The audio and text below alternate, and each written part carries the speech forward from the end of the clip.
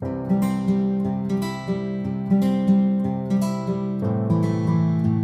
Hello friends, welcome back to my YouTube channel varsity maths. और friends, हम लोगों ने पुराने वीडियो में कवर किया है चैप्टर 1 और चैप्टर 2 को, और चैप्टर 3 को भी स्टार्ट कर दिया था, और पार्ट 1 हमने ऑलरेडी अपलोड कर चुका है। तो आप लोग प्लेलिस्ट में जाके चेक कर लीजिएगा, मैं प्लेलिस्ट बनवा दूंगा। ओके, उसमें आप लोगों को चैप्टर वाइज सारे वीडियो मिल जाएंगे। तो सबसे पहले अगर आपको इस पार्ट को देखना है तो इससे पहले आपको पार्ट 1 देखना ज़रूरी है, नहीं तो कुछ भी समझ नहीं आने वाला है। ओके, पार्ट 1 में हम लोगों ने बहुत कुछ कवर किया, सारा बेसिक समझ लिया था कि क्या होता है pair of linear equation. Okay, तो उसी सीरीज़ को आगे बढ़ाते हुए हम लोग स्टार्ट करते हैं। तो देखिए फ्रेंड्स, हम लोगों ने पुराने वीडियो में जो पूरा ओवरऑल ओवरव्यू बताया जाए तो क्या किया था कि हम लोगों ने उसमें ये पढ़ा था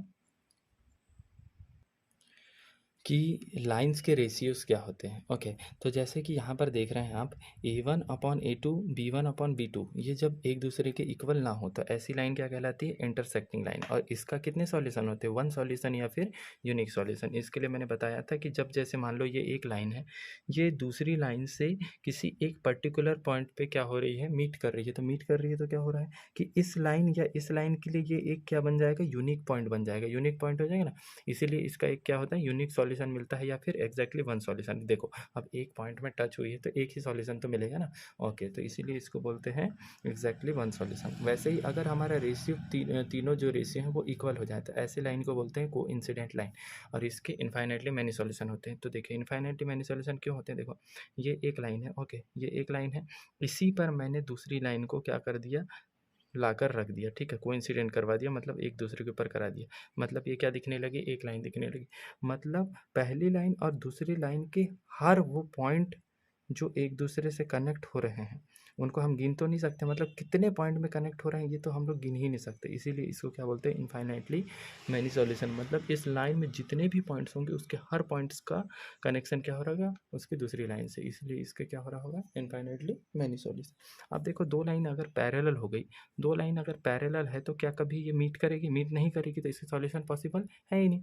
ओके, तो ये तो बेसिक सी चीज़ थी जो मैंने उस दिन आप लोगों को बता दिया था। ओके, देखिए गाइस, ऐसा है कि अब हमारे, देखो मैं क्या है आप लोगों को जो पढ़ा रहा हूँ वो एग्ज़ाम के पॉइंट ऑफ व्यू से पूरा पढ़ा रहा हूँ। देखो, आप लोग अगर इस वीडियो सीरीज़ को ही फॉलो करेंगे ना, मैं आपको दावे से कह सकता हूँ आपके मार्क्स कहीं नहीं जाएंगे। ओके, मैं सारा कुछ कवर करूँगा, सारे पहले तो वीडियो लेक्चर लूँगा, सारे चैप्टर कवर करूँगा, उसके बाद आप लोगों के लिए इंपॉर्टेंट क्वेश्चन की भी सीरीज़ चलाऊँगा। जो जो आप लोग के लिए पॉसिबल है वो सब करेंगे हम। पर आप लोगों को क्या करना है कि ये वीडियो में बने रहना है। ओके, और चैनल को सब्सक्राइब करके रखिए ताकि आप लोग को नोटिफिकेशन मिलती रहे। ओके, तो देखिए ऐसा है कि हम लोगों को अब इसमें क्या करना है? क्वेश्चन सॉल्व करना है कि कैसे क्वेश्चन आते हैं। ओके, तो क्वेश्चंस आते कैसे हैं? जैसे कि बोलेगा, सबसे पहले तो देखो हम लोग कि ये जैसे ये लाइन है ना, ये एक इंटरसेक्टिंग लाइन है, कोइंसिडेंट लाइन है और पैरेलल लाइन है। इस पे कोई एक क्वेश्चन आ जाता है कि solve the following equation graphically. Okay, दो इक्वेशन दी रहेगी और उसको ग्राफिकली चेक करना है कि वो इक्वेशन कौन सी है, लाइन के लिए पैरेलल लाइन है, इंटरसेक्टिंग है या फिर कोइंसिडेंट। सिर्फ मैं एक क्वेश्चन लेता हूँ आप लोगों के लिए, उससे आप समझ जाएंगे कि क्वेश्चन को सॉल्व कैसे करते हैं। ओके, तो चलिए मैं एक क्वेश्चन लेता हूँ। तो चलिए फ्रेंड्स, हम इस क्वेश्चन को लेते हैं। इसमें क्या दिया हुआ है? बोला रहा है कि check graphically whether the pair of equations. इसको चेक करना है ग्राफिकली कि ये इक्वेशन क्या है, कौन सी है। मेरे हिसाब से यहाँ पे चेक करो आप लोग, मेरे हिसाब से नहीं, यहाँ पे क्वेश्चन में जो बोला है कि ये इंटरसेक्टिंग लाइन के लिए है, कोइंसिडेंट लाइन के लिए है या फिर पैरेलल लाइंस के लिए है। ओके, हाँ, तो देखिए क्वेश्चन पूरा ये है कि आप सबसे पहले इन इक्वेशन को, ये दो इक्वेशन को सॉल्व करो और चेक करो कि वो कंसिस्टेंट है क्या। अगर आपकी इक्वेशन कंसिस्टेंट होती है तो आप चेक कर लो कि वो इक्वेशन ग्राफ में कौन सा पॉइंट दे रही है। अब कंसिस्टेंट है तो या तो देगी आप लोगों को क्या, कोइंसिडेंट देगी, या तो क्या देगी, इंटरसेक्टिंग लाइन देगी। ओके, तो चलो हम चेक कर लेते हैं ना। ओके, तो सबसे पहले यहाँ पे वी हैव, हमको जो इक्वेशन दी हुई है उसको लिख लेते हैं। ठीक है, x plus 3y equals to 6, और दूसरी इक्वेशन है 2x minus 3y equals to 12। आप इसको क्या कर लीजिए, इक्वेशन नंबर 1 दे दो, इसको इक्वेशन नंबर 2 दे दो। ओके, एक एक इक्वेशन नाम दे देंगे तो क्या होगा, बाद में सॉल्व करने में इजी होगा। अब देखो, सबसे पहले हमको क्या करना है, नाउ चेक। हम लोग क्या कर लेते हैं, चेक कर लेते हैं कि ये है क्या। ठीक, तो यहाँ पर a1 की वैल्यू क्या है आपके पास, a1 की यहाँ पर देखो कुछ नहीं है, मतलब क्या है 1 है, और a2 की वैल्यू क्या है प्लस का 3 है, और a3 की वैल्यू सॉरी ये क्या है b1 है, ये क्या है b1, ये क्या है b1 की वैल्यू क्या है 3, और ये c1 अगर मैं इसको इस साइड बुलाऊंगा तो -6 होगा ना, हाँ तो c1 की वैल्यू क्या हो गई -6। वैसे ही a2 की वैल्यू चेक करो, तो a2 की वैल्यू क्या है आपके पास 2, और b2 की वैल्यू क्या है आपके पास -3, और c2 की वैल्यू क्या है आपके पास, ये इक्वल में है, इस साइड बुलाएंगे तो क्या हो जाएगा माइनस हो जाएगा, तो c2 की वैल्यू क्या है -12। अब चेक कर लेते हैं रेशियो से कि a1 upon a2 is equals to b1 upon b2 is equals to c1 upon c2।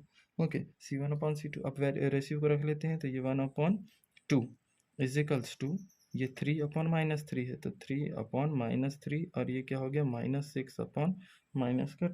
तो देखो पहला ही रेशियो क्या है मिल नहीं रहा है, और पहला रेशियो मिलना नहीं मतलब हम लोगों ने यहाँ पे ऊपर एक कंडीशन पढ़ा था ना, ये देखो आप लोग को कंडीशन देखा होगा कि a1 upon not equals a1 upon a2 not equals to b1 upon b2, मतलब ये क्या है किसकी कंडीशन है, इंटरसेक्टिंग की कंडीशन है, इंटरसेक्टिंग कंडीशन है। और इसमें हम लोगों को क्या बताया था मैंने कि ये दो क्या होते हैं कंसिस्टेंट होते हैं। क्यों कंसिस्टेंट होते हैं, क्योंकि इनके सॉल्यूशन क्या होते हैं पॉसिबल होते हैं, सॉल्यूशन पॉसिबल है इसलिए कंसिस्टेंट है, मतलब हमारा ये लाइन भी क्या है कंसिस्टेंट है, और कंसिस्टेंट है इसलिए हमको इसको ग्राफिकली सॉल्व करके दिखाना पड़ेगा। ओके, तो हम लोग क्या बोल सकते हैं, it is consistent, so it is consistent.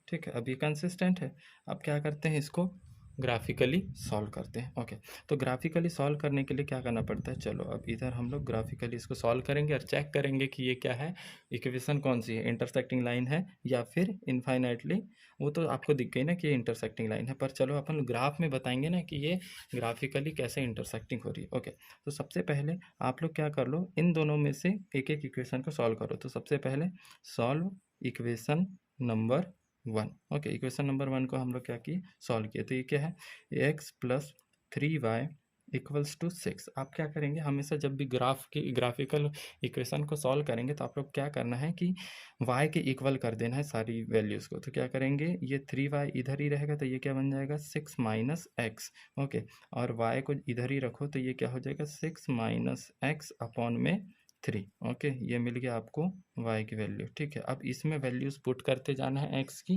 आपको y की मिलती जाएगी। हर ग्राफिकल मेथड में यही किया जाता है। ओके, कि आप वैल्यू पुट करते जाओ, अगली वैल्यू मिलती जाएगी। ओके, आप चाहें तो अपने अकॉर्डिंग रखेंगे इसमें वैल्यू, है ना, ऐसा नहीं कि बुक में ये वैल्यू दिया तो हम भी वही रखेंगे, वैसा कुछ नहीं है। ओके, जैसे मान लो इफ़ मैंने मान लिया x इक्वल 0, x की वैल्यू क्या रखा 0, तो y की वैल्यू क्या मिलेगी मुझे 6 माइनस 0 अपॉन में 3, मतलब क्या हो गया 6/3, जिसको क्या बोलते हैं 2।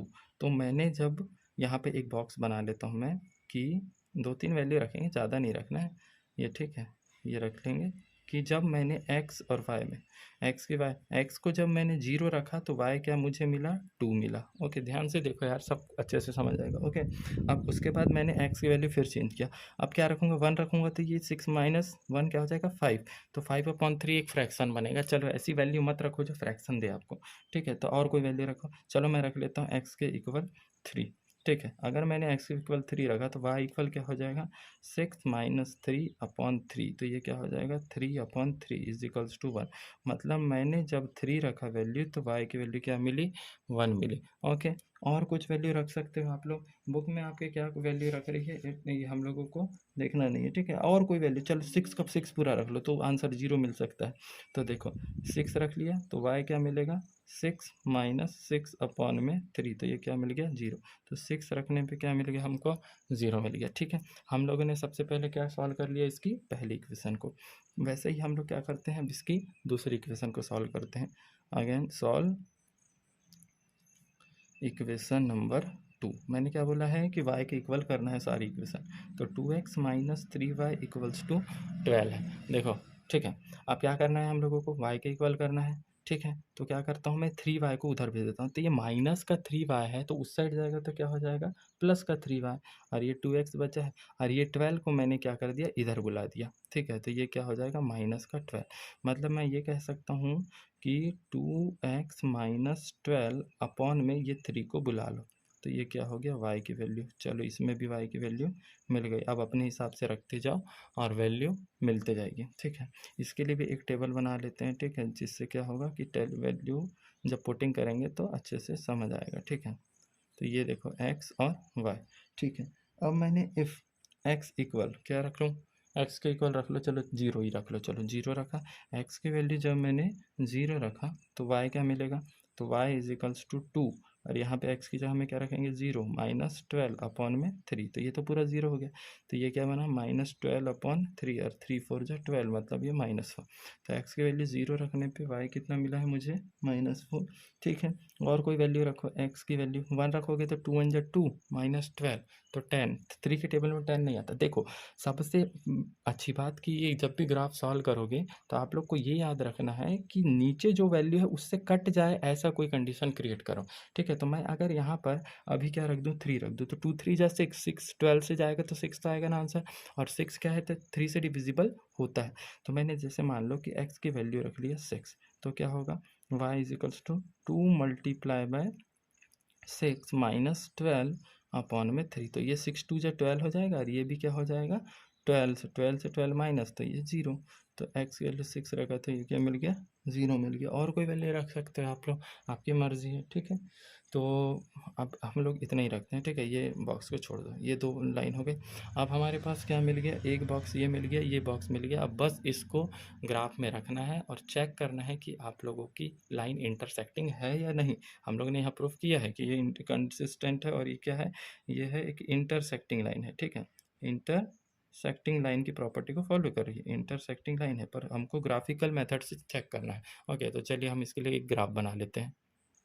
तो चलिए फ्रेंड्स, अब हम क्या करते हैं, प्लॉटिंग करते हैं। मैंने ये इक्वेशन नंबर 1 का टेबल है, और ये इक्वेशन नंबर 2 का टेबल है। अब इसको हम चेक करते हैं ग्राफ में। देखो जब x की वैल्यू 0 है तो y की वैल्यू 2 है, ओके। तो जब x की वैल्यू 0 है तो y की वैल्यू 2 है। आपको पता है ना, ये y एक्सिस होता है, ये x एक्सिस होता है। तो ये 0 और 2 का पॉइंट है, ओके, 0 और 2 का।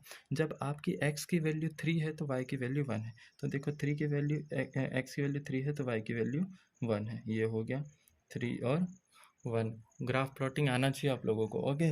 अब उसके बाद देखो x की वैल्यू 6 है तो y की वैल्यू 0 है। x की वैल्यू 6 है तो y की वैल्यू 0 है, ठीक है, ओके। ये हो गया 6 और 0 का केस, ठीक है।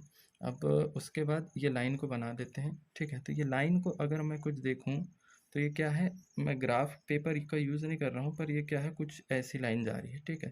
ये लाइन कुछ इस तरह से जा रही है, ठीक है। अब दूसरी वाली लाइन को देखते हैं। x की वैल्यू जब 0 है तो y की वैल्यू -4 है। x की वैल्यू 0 है तो y की वैल्यू -4 है, ओके। तो ये हो गया 0 और -4 का केस। अब उसके बाद जब x की वैल्यू 6 है तो y की वैल्यू 0 है, मतलब यही वाला पॉइंट की बात कर रहा है। तो कुल मिला के आपकी लाइन ऐसे करके ऐसी जा रही है, ठीक है। मतलब ये इक्वेशन 1 की लाइन है, ये इक्वेशन 2 की लाइन, और देखो ये आपके एक पॉइंट पे मीट कर रही है या इंटरसेक्ट कर रही है। तो ये देखो ऐसे प्रूव करते हैं कि हमारी जो लाइन थी वो इंटरसेक्टिंग थी, पैरेलल थी, या कोइंसिडेंट थी। देखो यार, आप लोगों को ग्राफ प्लॉटिंग तो सीखना ही पड़ेगा, ठीक है। मैंने एक बता दिया, अब आप लोग ट्राई करो, नहीं बनता है तो कमेंट करो, ताकि सर आप बताओ तो मैं आप लोगों को इस पर और नए वीडियो में बता सकता हूँ, ओके। अगर आप लोगों को इससे समझ आ रहा है, क्योंकि ये मैंने बहुत डीपली एक्सप्लेन किया है, ओके। तो आप लोगों को अब ग्राफिकल मेथड से जो भी क्वेश्चन आएंगे तो ऐसे करना है, ओके। अब हम लोग आते हैं इसके कुछ क्वेश्चनों में, ठीक है। तो चलिए देखते हैं अब हमको क्वेश्चन कैसे आते हैं। जैसे बोलेगा कि हमको सबसे पहले कंपेयर करना है रेशियो को। On comparing the ratio A1/A2 B1/B2 and C1/C2, हम लोग क्या करना है, सबसे पहले ये इक्वेशन को इस रेशियो में कंपेयर करना है, और उसके बाद बताना है कि ये लाइन इंटरसेक्टिंग है, सॉरी कंसिस्टेंट है या इनकंसिस्टेंट है। एक ना एक क्वेश्चन ऐसा आएगा ही ज़रूर, ठीक है। इसको तो आप लोग ऐसा नहीं बोल सकते कि छोड़ देते हैं इसको, ठीक है। एक ना एक क्वेश्चन आएगा, ओके। तो हम लोग क्या कर लेते हैं, वी हैव सबसे पहले यहाँ पर चेक कर लेते हैं। तो देखो A1 इज इक्वल्स टू क्या है अपने पास 5 है, B1 इज इक्वल्स टू क्या है -4 है, और C1 इज इक्वल्स टू क्या है 8 है ना। ये A1 B1 और ये C1, ठीक है। उसके बाद यहाँ देख लो A2 B2 और C2। तो यहाँ पर A2 की वैल्यू क्या है 7, B2 की वैल्यू क्या है 6, और C2 की वैल्यू क्या है -9, ठीक है, ओके। ये हो गया, समझ लिए। अब अपन लोग क्या कर लेते हैं, नाउ चेक, ठीक है, चेक किए हम लोगों ने। चेक करते हैं, कैसे चेक करेंगे कि A1/A2 is equals to B1/B2 is equals to C1/C2। ये रेशियो को भी काटो मत, कि चेक करना है हम लोग, क्योंकि ठीक है। तो चेक करते हैं, तो ये कुछ क्या रहेगा, 5/7 इज इक्वल्स टू -4/6, और ये 8/-9। ठीक है, तो ये देखो पहला रेशियो ही इसका क्या नहीं हो रहा है, मैच नहीं हो रहा है। तो ये पहला रेशियो कहाँ मैच नहीं करता, जब क्या होता है, ये इंटरसेक्टिंग लाइन होती है। ठीक है, ये क्या होगी, इंटरसेक्टिंग लाइन, और इंटरसेक्टिंग लाइन है मतलब इट इज कंसिस्टेंट। ठीक है, ये क्या है, एक कंसिस्टेंट है। ठीक है, इक्वेशन क्या है आप लोगों की, कंसिस्टेंट है। ठीक है, ऐसे ही आप लोग एक दो क्वेश्चन को चेक कर सकते हैं। चलो मैं रैंडमली एक इक्वेशन ले लेता हूँ, मान लो दूसरी इक्वेशन लेते हैं हम लोग, 9x + 3y + 12 इक्वल्स टू 0, और ये क्या होगा, 18x + 6y + 24 इक्वल्स टू 0। ठीक है, इसको करते हैं हम लोग सॉल्व। ओके, सॉल्व किए हम लोगों ने, तो क्या होगा, यहाँ पे पहले ये इक्वेशन को एक बार लिख लेना। मैं डायरेक्ट लिखता हूँ कि here A1 is equals to क्या है हमारे पास, 9 है, B1 इज इक्वल्स टू क्या है, 3, और C1 इज इक्वल्स टू क्या है, 12। ओके, अब A2 इज इक्वल्स टू क्या है, 18, और उसके बाद B2 इज इक्वल्स टू क्या है, 6, और C2 इज इक्वल्स टू 24। चलो चेक कर लो इसको, नाउ चेक द रेशियोज। ठीक है, चेक द रेशियो। ठीक है, ये क्या होता है, A1/A2 is equals to B1/B2 और C1/C2। पहले तो चेक कर लो क्या है, तो ये 9/18 है, इज इक्वल्स टू 3/6 है, और ये क्या है, 12/24 है। अगर आप लोग को दिख रहा होगा तो ये समझ आता है कि ये 1/2 है, 9 1 9, 9 2 18, 3 1 3, 3 2 6, और ये। ठीक है, मतलब ये रेशियो क्या है, 1/2, 1/2 और 1/2 है। मतलब ये क्या है, ये एक कोइंसिडेंट लाइन है। कौन सी लाइन है, कोइंसिडेंट लाइन। कोइंसिडेंट लाइन है, और कोइंसिडेंट लाइन है मतलब क्या है, डिपेंडेंट कंसिस्टेंट है। ये क्या है, डिपेंडेंट कंसिस्टेंट है। ठीक है, और ये कंसिस्टेंट है मतलब, ठीक है, डिपेंडेंट कंसिस्टेंट है। तो ऐसे कोई भी क्वेश्चन आए आप लोगों को सॉल्व करना है। अब मैं एक मोस्ट इंपॉर्टेंट क्वेश्चन लेता हूँ, ठीक है, इसको हम लोग सॉल्व करते हैं। तो चलिए फ्रेंड्स, हम देखते हैं इस क्वेश्चन को।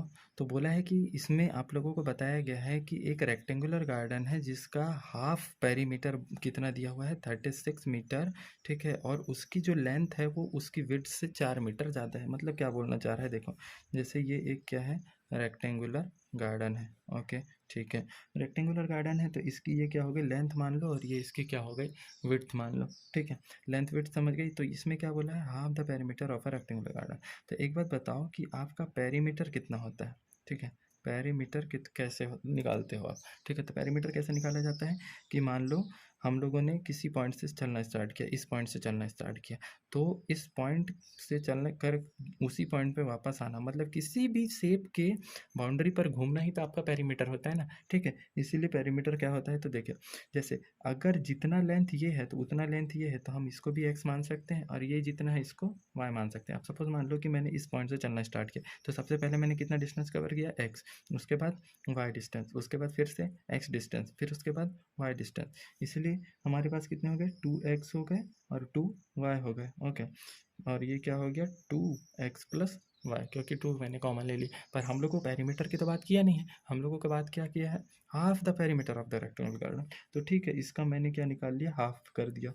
हाफ पेरीमीटर निकालना है तो क्या कर लेंगे, हाफ पेरीमीटर के लिए इसको कर दोगे हाफ, 2x + y, इसको हाफ कर दो तो कितना हो गया, x + y मिल गया हमको। कितना मिल गया, x + y, और आपका x + y की वैल्यू ही तो दिया हुआ है 36 मीटर। यहाँ पर क्या बोला है, half the perimeter of a rectangular garden whose length is 4 metre more than its width is मतलब यहाँ पर बता रहा है कि वो पेरीमीटर के बारे में बोल रहा है, कितनी है, 36 मीटर। तो आप लोगों को ये क्या दिया हुआ है, 36 मीटर। इसीलिए पहले आप लोगों को जो linear pair of linear equation मिली वो इस तरह से मिलेगी कि आपका जो हाफ रेक्टेंगल पेरीमीटर जो है वो कितना है, 36 है। ओके, अब दूसरे केस में आते हैं। क्या बोल रहा है कि whose length is 4 metre more than its width. मतलब मान लो कि आपकी जो भी विड्थ रहेगी उससे उसकी लेंथ जो है वो क्या होगी, 4 मीटर ज़्यादा होगी। क्या बोल रहा है, whose length is 4 metre its width. ठीक है, मतलब मान लो कि जैसे ये आपकी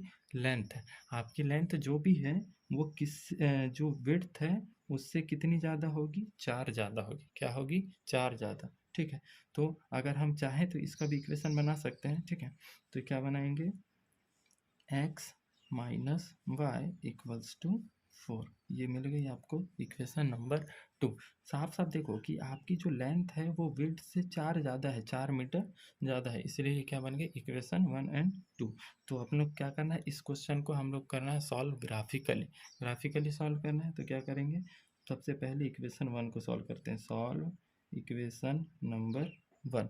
ठीक है, इक्वेशन नंबर 1 को हम लोग क्या करेंगे, सॉल्व करेंगे। तो चलो, हमारी इक्वेशन नंबर 1 क्या है, x plus y equals to 36, x plus y equals to 36। ठीक है, और इसको सॉल्व करेंगे तो क्या होगा, y इजिकल्स टू उसकी साइड भेज देंगे तो 36 माइनस एक्स। ठीक है, 36 माइनस एक्स। आप क्या करोगे, आप लोग वैल्यूज रखते जाओ, आंसर मिलते जाएगा। जैसे मान लो कि मैंने इफ़ x इक्वल रख लिया 0, x इक्वल 0 रखा तो y इक्वल क्या मिलेगा, 36 माइनस 0, 36 माइनस 0। तो ये क्या हो जाएगा, सीधा सीधा 36 ही तो हो जाएगा ना, 36। इसके लिए भी एक टेबल बनाना पड़ेगा। ठीक है, टेबल बना लो। ठीक है, ये बना लिया मैंने टेबल। ठीक है, तो ये x और ये y। तो मैंने x 0 रखा तो y कितना मिला, 36। ओके, अब मैंने x की वैल्यू क्या रखा, थोड़ा सा बड़ा रख लेता हूँ, चलो 18 रख लेता हूँ, क्योंकि माइनस कर रहा है ना, तो 18। तो y क्या मिलेगा, 36 माइनस 18 कितना मिला, ये भी कितना मिल जाएगा, 18 मिलेगा ना, 18 36 हो गया। ठीक है, अब मैंने सपोज मान लो x की वैल्यू क्या रख दिया, 36 रख दिया, क्या रख दिया, 36। अरे कुछ भी रखो यहाँ पे। ठीक है, तो y की वैल्यू क्या होगी, 36 माइनस 36, तो ये क्या हो गया, 0 हो गया। Okay, 0 complete. तो इतना ही वैल्यू काफ़ी है। तो मैंने जब x की वैल्यू 18 रखा था तो y मुझे क्या मिला था, 18 मिला था, और x की वैल्यू मैंने जब 36 रखा तो y की वैल्यू क्या मिला, मुझे 0 मिला। ओके, y की वैल्यू 0 मिला। अब अपन लोग क्या कर लेंगे, सेम टू सेम दूसरी इक्वेशन को सॉल्व करेंगे। ओके, इक्वेशन नंबर 2 को सॉल्व करते हैं। ठीक है, तो यहाँ पे देख लो, सॉल्व इक्वेशन 2। ठीक है, इक्वेशन 2 को सॉल्व करो। अब इक्वेशन 2 सॉल्व कैसे होगी, हमारी इक्वेशन क्या थी भाई, x minus y equals to 4। तो हम लोग क्या कर लेते हैं, इसको y के इक्वल ले जा लेते हैं। तो y को उस साइड भेज दिया मैंने, तो y ये हो गया x माइनस, मतलब मैं क्या कह सकता हूँ कि y equals to x minus 4। ये मुझे मिल गई एक और इक्वेशन। पहले कौन सी मिली थी, ये मिली थी। ठीक है, अब इसमें वैल्यू पुट करते जाओ। इफ़ मैंने क्या किया, x के इक्वल 0 रखा तो y कितना मिलेगा, माइनस का 4। ठीक है, x की वैल्यू मैंने रख लिया सपोज मान लो 2, तो y की वैल्यू कितनी मिलेगी, माइनस का 2। और उसके बाद मैंने x की वैल्यू रख लिया 4, तो y की वैल्यू कितनी मिलेगी, 0। ठीक है, तो इसका भी टेबल बना लेते हैं। ठीक, इसका टेबल बनाएं इस तरह से कुछ। ठीक है, ये x ये हो गया, y ये हो गया। तो x की वैल्यू मैंने जब 0 रखा तो y कितना मिल रहा था मेरे को, -4। x की वैल्यू मैंने 2 रखा तो y की वैल्यू कितना मिला, -2। x की वैल्यू मैंने 4 रखा तो y की वैल्यू कितना मिला, 0। चलो, अब अपन लोग क्या करते हैं, फटाफट इसके लिए एक ग्राफ बना लेते हैं और पता करते हैं कि इसके डायमेंशन क्या है। तो चलिए, ग्राफ थोड़ा सा बहुत बड़ा है। ओके, मैंने इनके बीच में डिस्टेंस क्या रखा है, थोड़ा 2 का रखा है, क्योंकि ये ग्राफ जो है बहुत बड़ा बन रहा था। ओके, मैंने यहाँ पर इक्वेशन 1 और इक्वेशन 2 के लिए क्या है, जो टेबल बनाए थे उसको इधर ला लिया। देखो, जब x 0 है तो y 36 है। देखो, x 0 है तो y 36 है, ये मिल गया। देखो, 0 और 36 का। जब x 18 है तो y भी 18 है। चलो, x में 18 चले जाओ। ठीक है, और x में 18 और y में 18। ठीक है, तो कुल मिला के आप देख सकते हो यहाँ से इतना इतना इतना। ठीक है, इतने में। ठीक है, ये x 18, यहाँ भी 18 और इधर भी 18। ठीक है, तो ये क्या हो गया, 18 और 18 का। ओके, ठीक।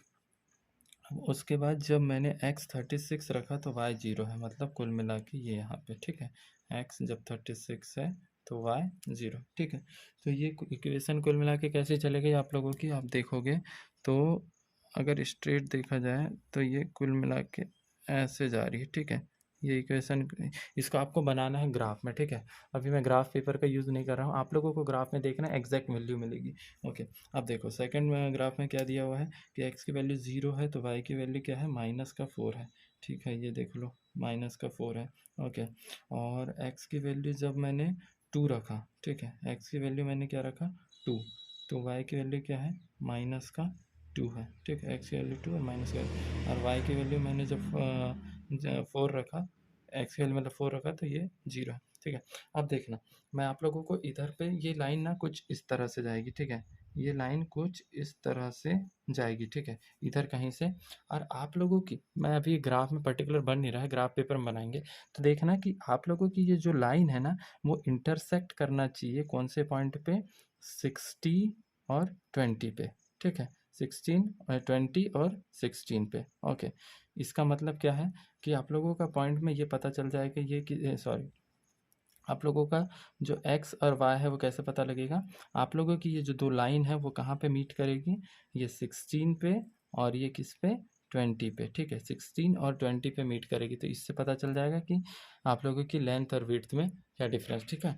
यहाँ पे मेरे पास ग्राफ पेपर है नहीं तो मैं उस पर बताता, पर आप लोगों की लाइन जो है ये 60-20 इधर पे मीट करना चाहिए, ओके। तो इससे आप लोगों को पता चल जाएगा कि आपकी लेंथ क्या है और विड्थ क्या है, ओके। 20 या 60 या 60 या 20 है, ओके। आप इसको कंफर्म कर लीजिएगा और आप लोगों का ग्राफ ऐसे ही बनेगा, ठीक है। देखो यार, ये क्वेश्चन को ना हम लोग सब्सटीट्यूशन मेथड से और एलिमिनेशन मेथड से सॉल्व कर सकते हैं, पर क्या हुआ है कि हम लोगों ने अभी ग्राफिकल मेथड पढ़ा है और ये आगे की मेथड पढ़ा नहीं है, तो इसीलिए मैं उस पर अप्लाई नहीं कर सकता, नहीं तो उसमें तो एग्जैक्ट एक्स और वाई की वैल्यू मिल जाती है, ओके। तो आप लोगों को अब नेक्स्ट वीडियो में सब्सटीट्यूशन मेथड और एलिमिनेशन मेथड के बारे में पढ़ाऊँगा, ठीक है, ओके। तो वीडियो में बने रहिए और ज़्यादा से ज़्यादा लोगों को शेयर कीजिए, okay. Thank you so much.